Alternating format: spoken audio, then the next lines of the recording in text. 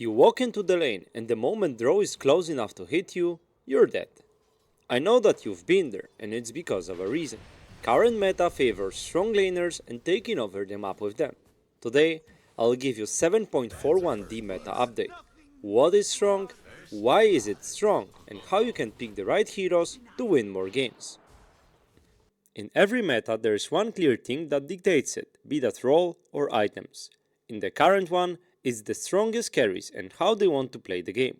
If you mean wondering why you're seeing Draw, Shadow Fiend, Wind Ranger or Lone Druid every game, they are all strong for exactly the same reason.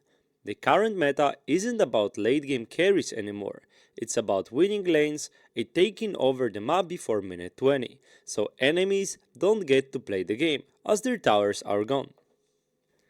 All of them also offer quite good tower pushing, so it's not only tempo in terms of kills, but also you are able to close out the map quickly, so enemies will struggle to get any farm and then lose the game. With that in mind, both supports roles will be based around the carries, both in terms of picks and their role in the game. Starting with position 5, the best heroes in that role are the ones that complement that trend. That means best hard support right now will be enabling their tempo carries to win the lane. If your carry is a range hero with lots of damage, the best thing you can pick is either melee shield that will initiate fights on the lane or range lane dominators. The most popular ones of the first type are Clockwork, Undying and Treant Protector, and out of the second, Bane, Wyvern and Lich. Both of the groups mean your safe lane is going to be super strong and barely any offlane will be able to contest that. Some of them are actually not that strong on their own, but paired up with the good carries, they just win the lane. That leads us to the offlane and their supports. By nature of the lane, right now it's just really hard to win it against these heroes. That means good heroes in the offlane role will be the ones that can skip the wave, and the most popular ones are Centaur, Axe or Darkseer. Basically, you don't want to interact on your lane too much unless enemies give you space to do that. Sure, you might still win the lane if you get a good opening, but on average, safe lane combos are stronger than the offlane combos.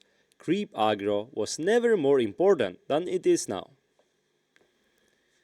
What does that mean for position 4 heroes? The most popular ones are the mobile heroes with a lot of damage, as they can connect to other lanes and win them. This is something that popped up in my coaching sessions lately. If you have, let's say, Axe on your position 3 and you're meant to skip the lane with him, the last thing you want is position 4 Shadow Demon that has no presence on the map. You want heroes that can rotate towards other lanes and get kills, while your position 3 is surviving his lane on his own. So, out of that role, we see Hoodwink, Willow and Rubik, but also Mirana has been getting popular lately as well. There are certain heroes in that role that get flexed into that as well, most notably Clockwork out of position 5 and Wind Ranger out of position 1. While I'm not a pro myself, I've been having a decent success with Scarlet Mage out of position 4, as this hero fits exactly this trend, and I suggest you try him out. I also had a guide on him, and link should be on the top right. As we understand roughly what is good right now, there's one more thing that people overlook, and I think it's quite good time to talk about it. It's about drafting supports in pub games. Far too many times, even in Immortal Bracket, I see both supports completely ignore each other in terms of what's good with the other support. Believe me, if you start picking according to your other support, your MMR will rise.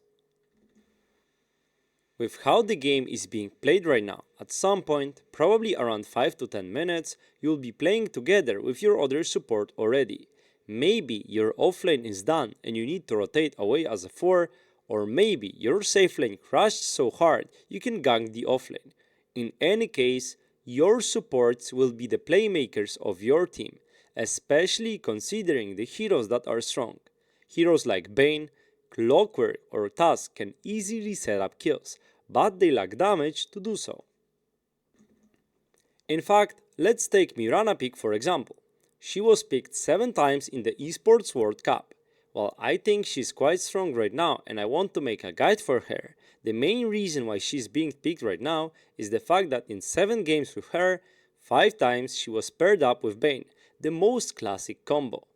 And guess what? She's 4-1 in these games. I think it's a perfect example of a good hero being stronger right now, as she's picked in the right environment. Another example of this, especially for pub games, would be Witch Doctor. If you want to play him as position 4, he's quite underwhelming, but once you pair up with Axe, this lane is unplayable for enemies, as Maledict plus Battle Hunger on supports is like 400 damage. I think picking supports that complement each other is the key to winning games now. How many times you've picked Skyrat and then your team has 0 stuns? Well, you know that the game is unplayable, but if you see a Clockwork on your position 5, you can lock the pick. Suddenly, you've got a hero that you can play with for the whole game. In fact, this exactly happened in my last 2 Skyrat games. One game we had 0 stuns and we lost in 20 minutes, and the other with Clockwork, it was very straightforward game, as your plan is very simple. You force plays with the support, so 3 of your cores can keep farming, and eventually they can join for kills.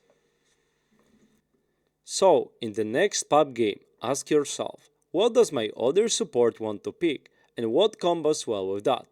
I guarantee you, this concept is super important in pubs, where the only thing you will most likely know when you're picking your hero is the other support in your team. And just before we conclude the video, I wanted to quickly mention that a lot of current supports are going for either earn or their upgrades. Both Vessel and Distiller are very strong items, and a lot of supports, especially position 4s, are building it. With the fact that most of the soft support's job is dealing damage right now, guess what? Earn adds to it, and it's also allowing you to snowball better. Vision part of Distiller is super strong, but if you're playing against healing, feel free to get Vessel. That's it for the meta update of 7.41D. To learn more about Dota 2 in general, subscribe to the channel. Thanks to all the YouTube supporters, and remember to leave a comment to help with algorithms. See you!